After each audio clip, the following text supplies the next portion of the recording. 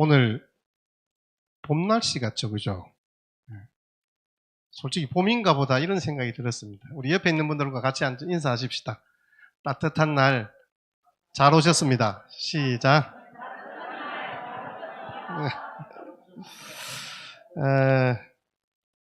사실 이 날씨도 종잡을 수가 없고, 사람 인생도 종잡을 수가 없고, 우리 정치권도 종잡을 수가 없고, 그런 것 같아요. 지나온 모든 어떤 시간들이, 정말 하나님의 은혜 아니고서는 참 힘들다, 이런 생각들을 참 많이 합니다. 그런데 이런 어지러운 세태 속에서도 하나님의 은혜를 고백하며 함께 나아온 저와 여러분들은 분명 복받은 인생인 줄 믿습니다. 사랑하는 가족과 친구들은 멀리 있는 것 같고, 때로는 모든 상황들을 새롭게 개척해야 되는 어떤 그런 이 답답함, 또 버거움, 이런 어떤 어려움들이 내 마음을 확 짓누를 때 참 힘들잖아요. 근데 여러분, 그럴 때 여러분 예배 시간들을 기억하고 주님 앞에 한번 나와 보십시오. 하나님이 주시는 위로를 경험할 수가 있어요. 제가 그 부분은 저도 청년의 때에 굉장히 좀 힘들고 방황했던 때가 있었어요. 그러나 하나님께서 그 시간들에 특별히 예배 시간을 통해서 저한테 주시는 은혜가 있었어요. 아마 그건 동일하신 하나님이 동일하게 허락하여 주실 줄 믿습니다. 여러분, 오늘도 나를 도와주신 하나님에 대한 감사의 마음으로 예배의 자리에 나오셨으니 여러분들은 분명히 하나님께서 베푸시는 하늘의 위로와 소망을 넘치게 받아 누리게 될 줄 믿습니다. 유명한 청각장애인 교육자인 이 장 바프티스트 메슈라는 분이 이런 이야기를 하셨어요. 프랑스 속담이기도 한데요. 감사는 마음의 기억이다. 감사는 마음의 기억이다. 이 말이 무슨 말이냐면 사람에 대한 감사는 고사하고 하나님께 대한 감사도 그 마음에 기억할 수 없는 그 사람은 감사가 없는 사람인 거예요.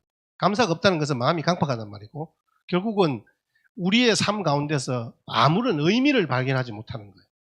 그러니까 내가 왜 살아가야 되는지에 대한 분명한 자기 생각도 없는 거예요. 말 그대로 상황 논리에서 살아가면 내 옆에 사람이 어떻게 하든지 내 주위 상황이 좀 바뀌든지 그렇게 하면 거기에 따른 반응은 있는데 내가 주도적으로 내 인생을 살아갈 수가 없는 거예요. 그래서 여러분, 마음이 정욕에 사로잡힌 사람들조차도 감사를 기억해 둘 만한 공간이 없다라는 말씀입니다. 그래서 오늘 감사를 기억하며 이 자리에 함께 나온 저와 여러분들에게 하나님이 베푸시는 특별한 은혜, 그것은 무엇일까요? 바로 오늘 본문 말씀에 보니까 하나님께서 우리에게 무엇으로도 보답할 수 없는 은혜를 주셨다라고 우리에게 말씀해 주고 있습니다. 여러분 한번 12절 말씀을 다시 한번 더 보실까요? 12절 시작.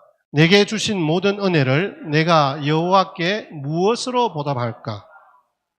자, 여러분 가만히 보세요. 내게 주신 모든 은혜를, 하나님은 내게 필요한 모든 것을 주셨단 말이에요. 근데 그 은혜를, 그 모든 것을 뭘로 주셨나? 은혜로 주셨다는 말이에요. 은혜, 여러분 잘 아시잖아요. 은혜는 선물이에요. 하나님이 내게 값을 요구하지 않았어요. 그저 주셨어요.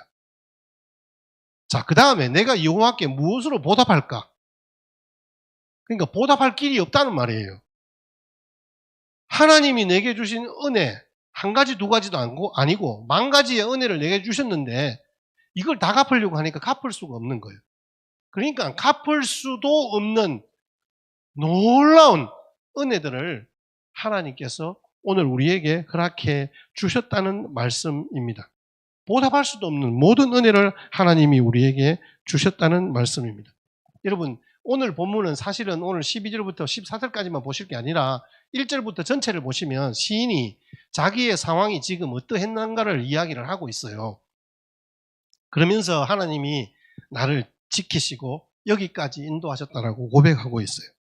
근데 이 시편은 116편으로 끝나는 게 아니라 113편으로 시작해서 118편까지 6편의 시를 가지고 제1의 할렐시라고 불러요. 하나님께 감사 찬송 드리는 그런 다윗의 고백시라고 우리 성경학자들은 이야기를 하고 있어요. 그 중에서 특별히 이 16편은 네 번째 시편인데 생명의 위협을 느끼고 도망하던 중에 지은 다윗의 시다라고 그렇게 이야기를 합니다. 그래서 지금 시인은 하나님께서 자신을 기가 막힌 환난과 지옥 같은 구덩이에서 나를 건지셨다라고 말씀하고 있습니다. 여러분, 그렇게 하나님이 지키시고 구원해 주신 은혜들을 이 시인은 기억하면서 지금 노래하고 있는 거예요. 여러분, 사람이 사용하는 말 중에서 그 누구에게나 아름다운 말들이 있습니다. 여러 가지 말들이 있습니다. 주변에 있는 사람들에게 우리가 다가가서 내가 좋아하는 말, 성경에서 가장 핵심적으로 우리에게 주시는 말씀이 뭐냐면 사랑이잖아요. 하나님이 우리를 사랑하셨다 이건데, 근데 옆에 있는 사람한테 사랑합니다 이래 이야기하면 좀 오늘 이 공적인 예배 시간에는 상관은 없어요. 그런데 낯선 분들에게 오늘 처음 만났는데 옆에 있는 분들에게 사랑합니다 이래 이야기하면 좀 마음들이 좀 그렇잖아요. 얼굴 보기가 좀 민망하고. 근데 여러분, 감사합니다 말은 유카리스토스라는 헬라어인데요. 유카리스토스, 이 유라는 말은 하나님께서 우리에게 주신 좋다라는 말이고요. 카리스토스, 은혜라는 말입니다. 그러니까 좋다, 은혜, 이 말의 합성어가 바로 감사라는 말 단어의 의미입니다. 그러니까 은혜를 아는 사람은 감사를 말합니다. 근데 은혜를 모르면 감사가 없어요. 여러분, 감사는 하나님이 우리 인생에 베푸신 각양 은혜의 선물이다라고 우리에게 말씀하고 있습니다. 그래서 감사는 하나님께로부터 받은 사랑의 선물이요 축복의 선물인 줄 믿습니다. 그래서 여러분, 감사합니다라는 말 자체가 하나님이 내게 주신 은혜를 깨달은 사람이 할 수 있는 거예요. 여러분, 우리가 서로가 서로에게 감사합니다는 말은 그 사람에 대한 존중을 의미하는 거예요. 결국 내가 하나님께 대해서 감사하다는 말은 하나님이 내게 주신 은혜를 나는 기억하고 있습니다라는 고백이에요.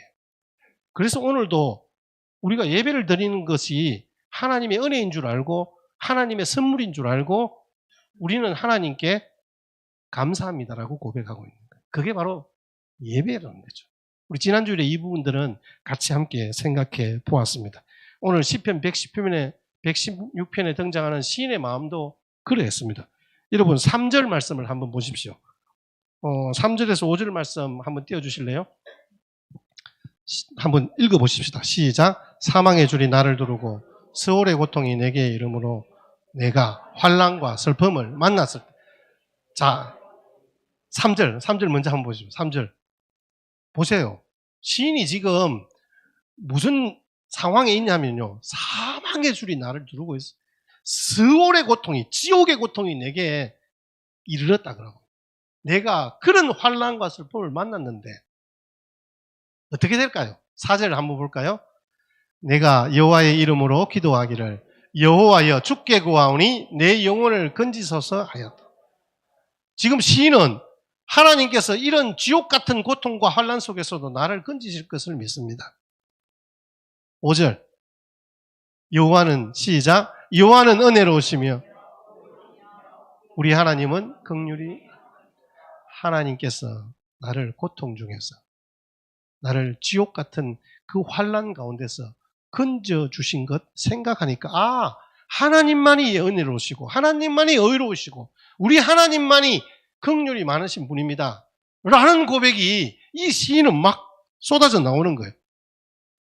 8절 말씀, 6절 말씀에 보니까 낮아지게 될 때, 8절 말씀 보니까 사망과 눈물과 넘어짐과, 10절 말씀에 큰 곤란이 있었다. 16절에는 이것이 나의 결박이다, 막 이렇게 이야기를 하는 거예요. 그러면서 이 시인은 그렇지만 하나님은 은혜로우시고 의로우시고 자비하시고 나를 후대하시고 내게 주신 은혜를 내가 무엇으로 보답할고, 지금 이렇게 고백하고 있는 거예요. 그러면서 13절 14절 말씀에 보니까 내가 구원의 잔을 들고, 자 13절 한번 띄워줘 보십시오.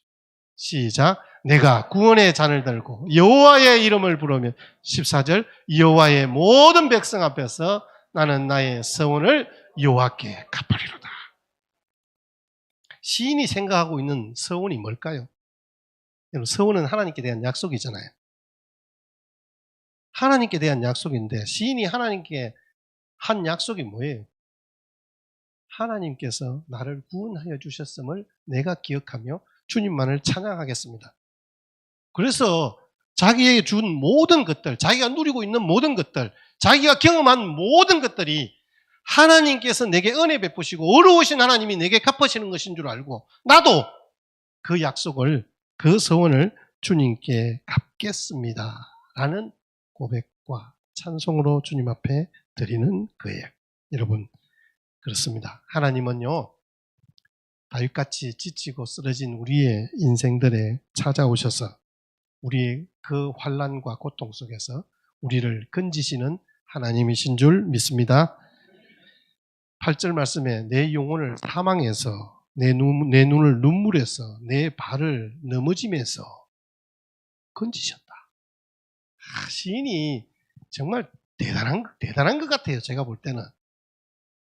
아무리 제가 책을 막 설교 준비한다고 책을 읽고요, 막 성경을 여러 번 읽어도 이 시인의 딱 한 줄 고백만큼 할 수가 없어요. 너무 정말 하나님의 은혜를 극적으로 잘 표현하는 것 같아요. 이런 힘든 상황 속에서 지쳐 쓰러지다 못해서 그 죽을 것 같은 힘든 상황 속에서 하나님께서 자신을 건져주셨고 그의 눈에서 그 모든 눈물을 거두시고 그의 발이 더 이상 비틀거리지 않도록 붙잡아 주셨다.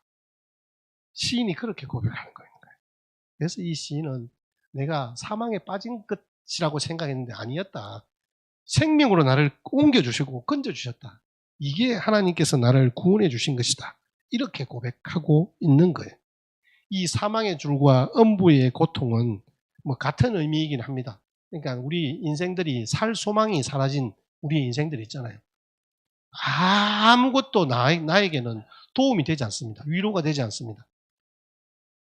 다른 사람들은 내 고통을 모른다고 생각해요. 진짜 극한 슬픔을 당하면요, 다른 사람들이 옆에서 와가지고 아무리 그 사람에게 좋은 말 해주고 좋은 것을 갖다 주더라도요, 정말 1도 위로가 안 돼요. 그 이유가 뭘까?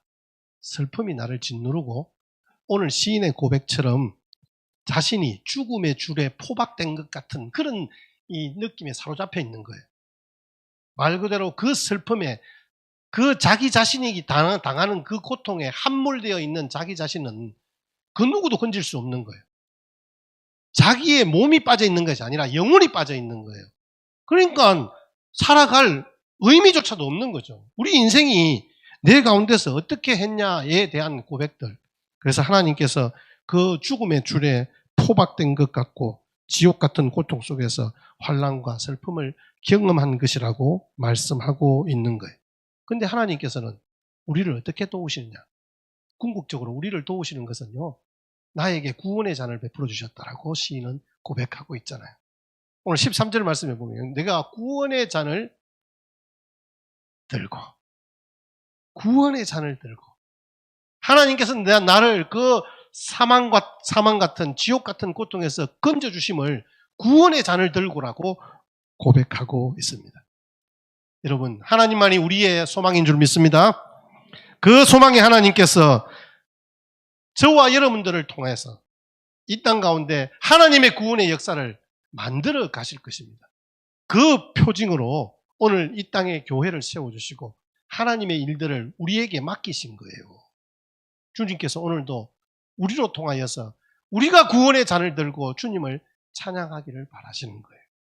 하나님은 우리같이 어리석은 백성에게, 순진한 백성에게 구원을 선물로 주셨다는 사실입니다. 확인해 볼까요? 6절, 7절 한번 볼까요? 6절, 7절 다 같이 함께 봉독하시겠습니다. 시작. 여호와께서는 순진한 자를 지키시나니 내가 어려울 때에 나를 구원하셨도다. 내 영혼아, 내 평안함으로 돌아갈지어다. 여호와께서 너를 후대하심이로다. 아멘. 제가 여러분들에게 좀 여러분 기분 나빠도 들으십시오. 순진한 자, 이 말이 무슨 말이냐면요, 어리석은 자다 이런 말입니다.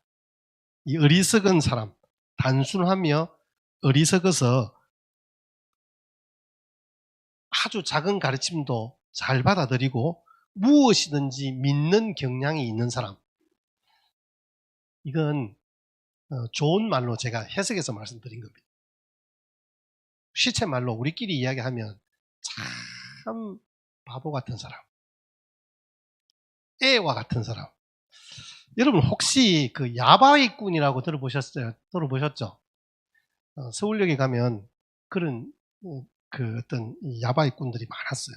근데 저는 어릴 때 시골에서 그 소풍을 가면요, 꼭 이런 야바위꾼 어른들이 따라와요. 그래서 애들한테 빨간 카드가 있어요. 빨간 카드. 혹시 빨간 카드 압니까?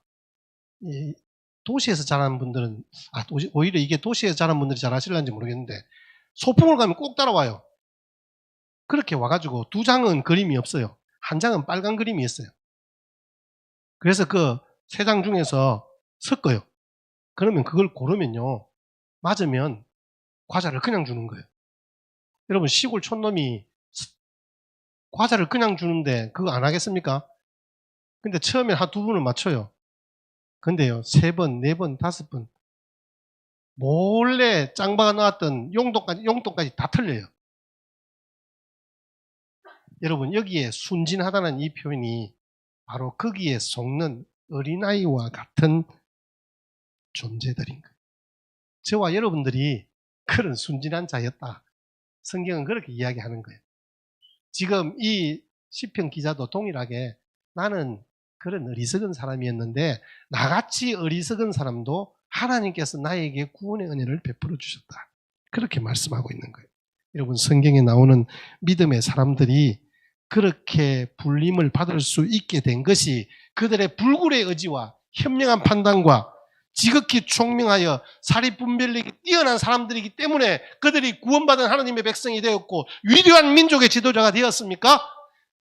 아니라는 거예요. 지금도 이스라엘에게는 다윗이 최고의 지도자입니다.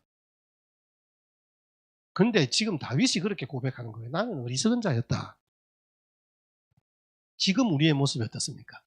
하나님의 후대하심으로, 하나님이 은총을 베푸심으로 순진한 어리석은 우리들을 때마다 일마다 건져 올려서 구원해 주셨다라고 말씀하고 있는 거예요. 여러분, 우리가 그런 어리석은 자였습니다.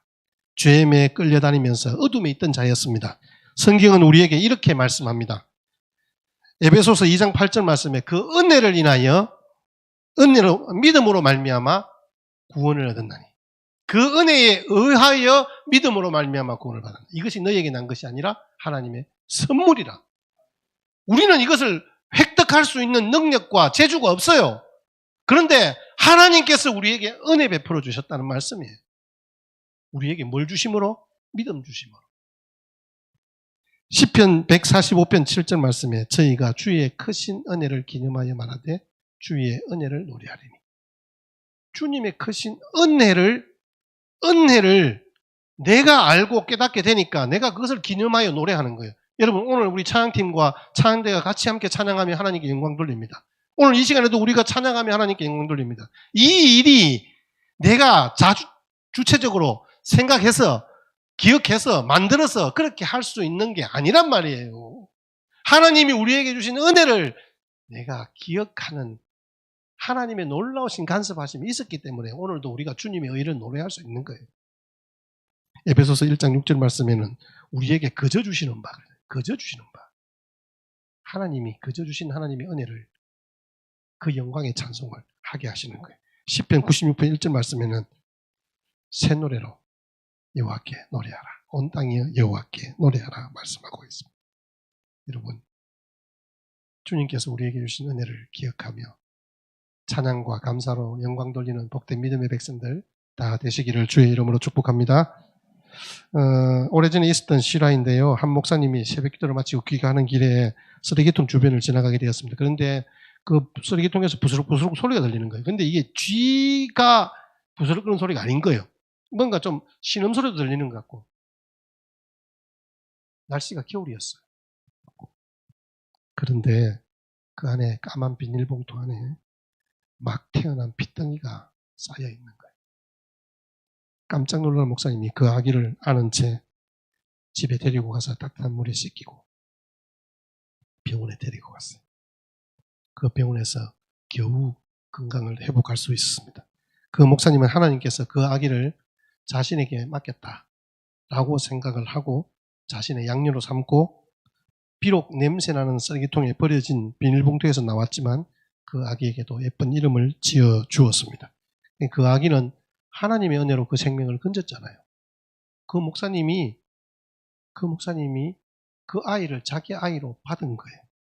하나님께서 그 아이를 살리시기 위해서 그곳으로 목사님을 보내신 거예요.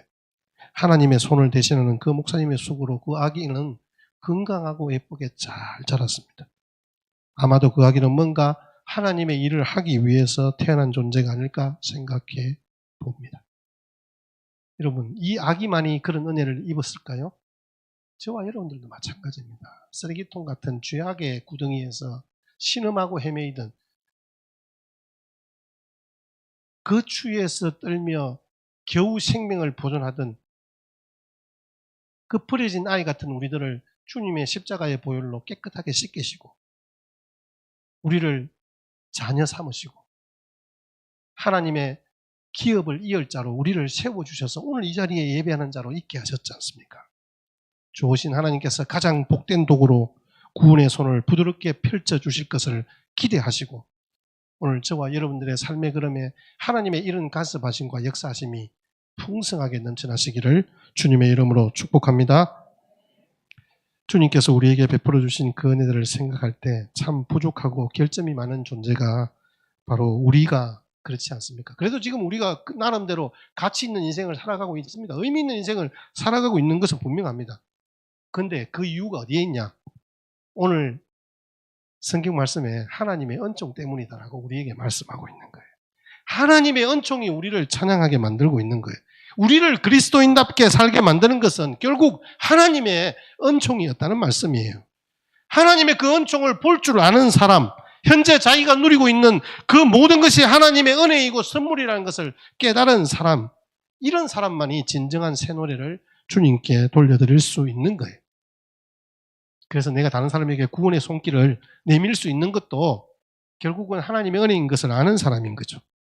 그래서 이런 고백을 주님 앞에 올려드리는 거예요. 이 시인이 내게 주신 모든 은혜를 내가 여호와께 무엇으로 보답할까? 내가 구원의 잔을 들고 여호와의 이름을 부르며 여호와의 모든 백성 앞에서 나는 나의 서원을 갚으리로다. 오늘의 이 시인의 고백은요, 저와 여러분들이 함께 불러야 할, 우리 지난주에는 1절과 후렴만 했잖아요. 오늘은 마지막에 하나님 앞에 영원토록 불러야 할 찬양 가사의 내용이 바로 이 고백인 거예요. 여러분, 은혜로 번역된 단어는요, 유익한 것, 선한 것이라는 것입니다. 죽음의 그림자가 드리워진 골짜기를 통과하는 어려움을 겪었는데 지난 세월 돌아보니 그게 은혜였다는 거잖아요. 하나님께서 내게 유익한 것을 주셨어요. 사람들이 보고 내가 일반적으로 생각할 때는 고통이다, 죽음이다, 지옥이다 이런 생각이 그렇게 보았는데, 그런데 가만히 보니까 이게 나한테 그냥 지나온 게 아니에요. 내게 유익한 거였다는 거예요. 유익한 것. 하나님께서 내게 주신 것은 다 선한 것이었다는 거예요. 은혜라는 말의 의미가 바로 그런 의미입니다. 하나님께서는 우리에게 은혜를 주셨는데, 오늘 시인이 보니까 구원의 잔이잖아요. 구원의 잔. 이 구원의 잔이, 여러분, 이 잔이 몇 개예요? 지금 몇 개예요? 한 개잖아요. 구원의 잔을 한 개로 하면은 단수래요. 근데 오늘 본문의 원어에는 이게 복수로 되어 있어요. 그러니까 하나님이 내게 구원하신 하나님의 은혜가 한 개가 아니라는 말이에요. 오늘 12절에 내게 주신 모든 은혜. 이 말은 결국은 14절에 구원의 잔과 연결되는데, 그 구원의 은혜가 한 개가 아니라 말 그대로 모든 은혜라는 말이에요. 내가 헤아릴 수 없을 만큼 풍성한 하나님의 은혜를, 그 구원의 은혜를 내가 노래하겠다는 거예요. 아니, 오늘 말씀이 그렇습니다. 이 구원의 자는 하나님의 풍성한 그리고 넘치는 구원과 그 은혜를 모든 사람 앞에서 그렇게 찬양하며 살아가겠습니다라는 고백인 거죠. 그래서 시인이 오늘 베풀어 주신 하나님의 은혜에서 다시 감사를 드리고 있는데, 정직하게 우리가 하나님 앞에서 하나님이 내게 주신 것들이 뭐가 있을까? 그리고 또 하나님 앞에 내가 어떻게 살아갈까?에 대한 분명한 고백이 저와 여러분들에게 또 동일하게 이 다윗과 같이 있었으면 좋겠어요. 자, 오늘 말씀을 마지막 우리 12절 말씀 한 번 더 같이 읽겠습니다. 시작.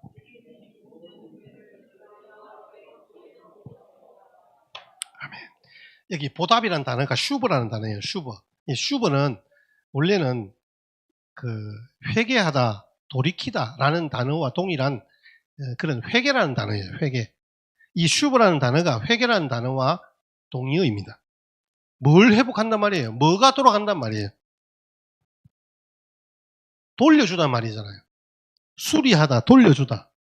하나님이 내게 주신 이익, 선한 것, 이것을 저도 동일하게 하나님께 돌려드린다 이 말이에요. 갚는다는 의미가, 보답한다는 말씀의 의미가 하나님께 돌려드리는 거예요.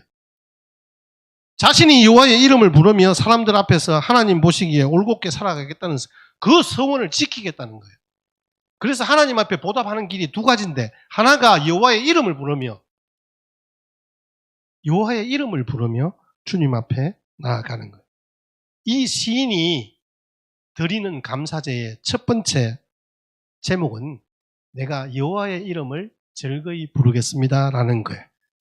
13절 말씀 다시 한번 볼까요? 내가 구원의 잔을 들고 여호와의 이름을 부르며.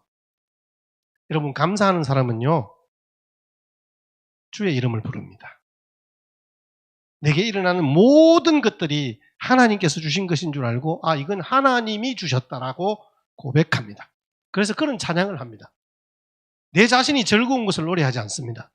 하나님이 내게 주신 것을 찬양하는 거예요. 구원의 잔을 들고, 이게 뭐냐면 하나님이 나를 구원하신 거 인정하는 거예요. 하나님이 내게 주신 그 구원의 은혜에 감사하는 거예요. 정말 소중한 것을 손에 쥐고 있을 때는요, 그 소중함을 잘 몰라요. 진짜 소중한데 내 손에 딱 쥐고 있으면 몰라요. 이게 잃어버리고 손에서 떠나가게 되면, 아, 이게 그토록 소중한 거였구나. 아, 하나님께서 내게 주신 은혜가 참 너무도 풍성하고 너무도 나를 사랑하시는 하나님의 증거였구나. 그래서 내가 누려왔던 모든 것들이 다 하나님의 은혜입니다라는 고백이 저절로 나오는 거예요. 이 은혜라는 찬양이 송경민 목사님이 젊은 친구인데요, 참 어린 시절을 불우하게 보내면서 하나님의 그 은혜들을 생각하면서 고백하는 가사의 내용이잖아요. 하나님께서 우리에게 주신 그 모든 것들, 아, 내가 이전에는 몰랐는데 하나님께서 내게 주신 이 모든 것들, 나는 지금 원망과 불평을 쏟아내고 있는 이 우리의 완악한 모습들이 막 눈에 보이는 거예요. 근데 지금 이 시인은 아니야. 나를 구원해 주신 그 은혜를 주님 앞에 높이 들어 여호와의 이름을 즐거이 부르겠다. 내가 찬양하기를 쉬지 않아야겠다. 그렇게 고백하는 거죠. 그리고 두 번째로,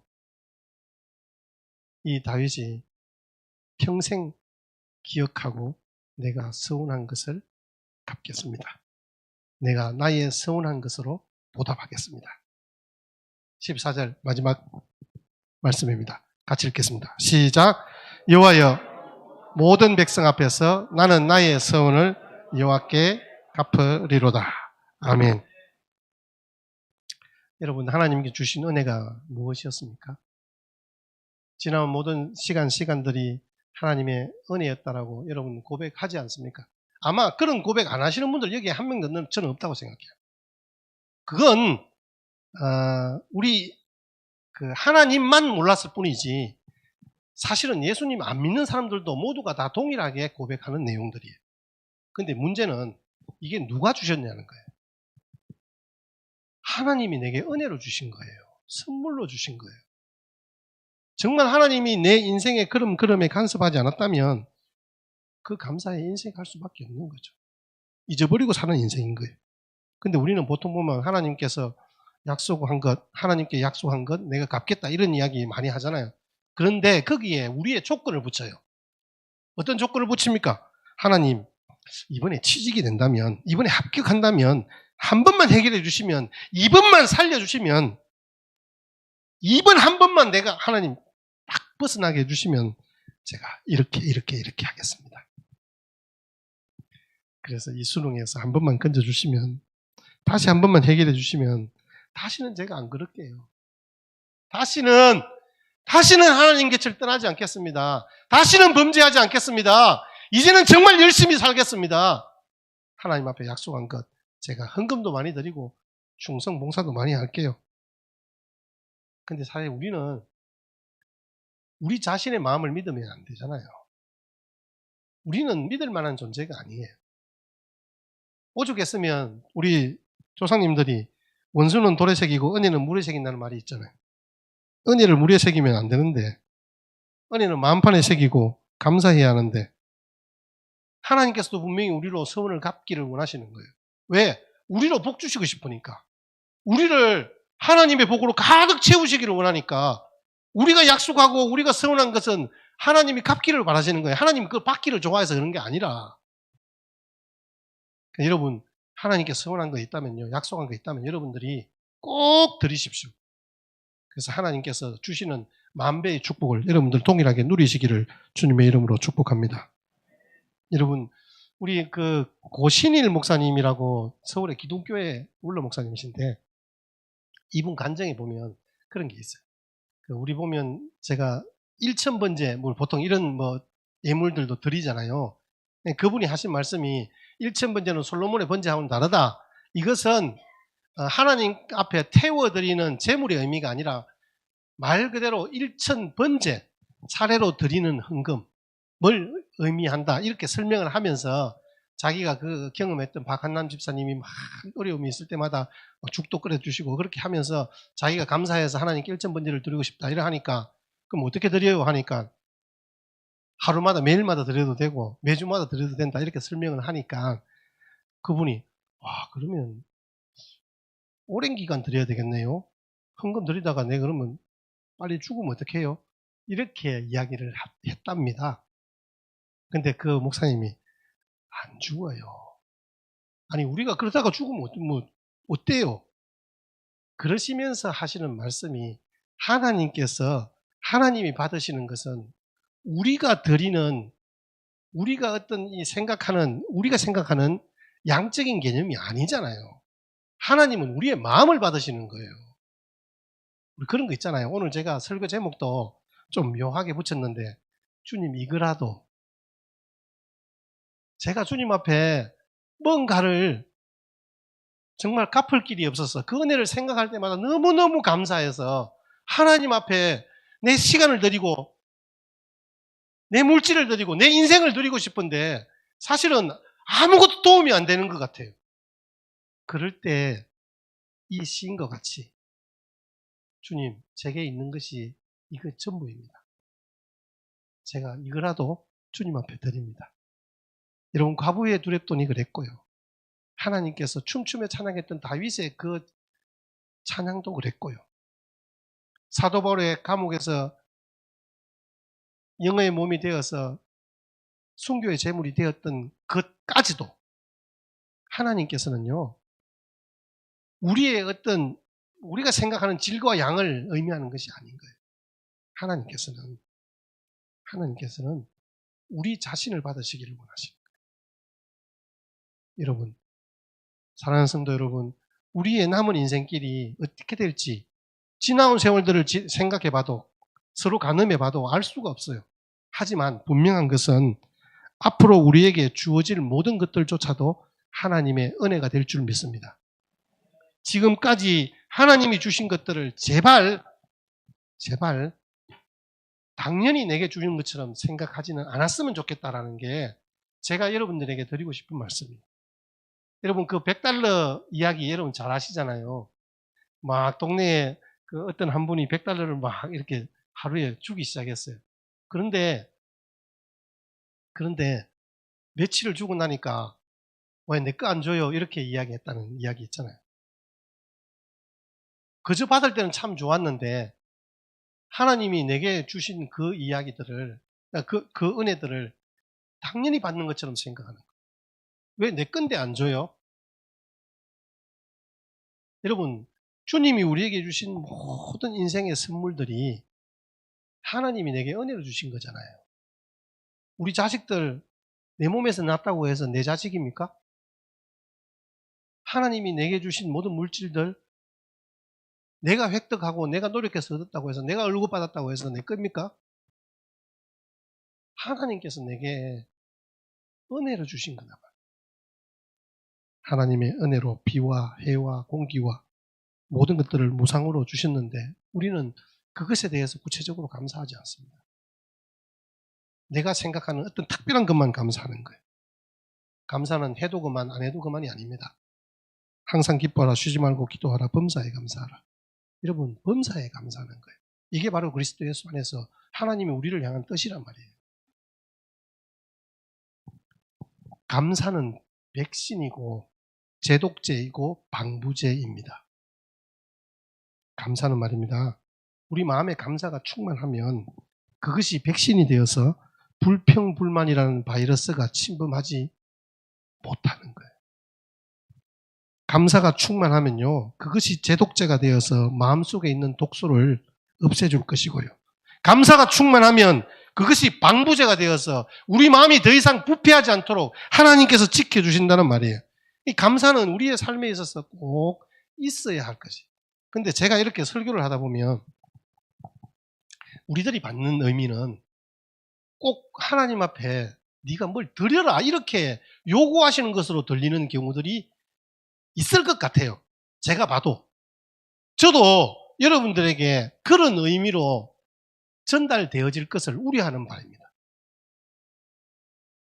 여러분 우리가 감사해야 하는 이유는 하나님이 주신 은혜를 기억해야 한다는 율법이 아니라 하나님께서 우리에게 더 풍성한 것으로 주시는 은혜들을 우리의 남은 평생에 누렸으면 좋겠다는 거예요.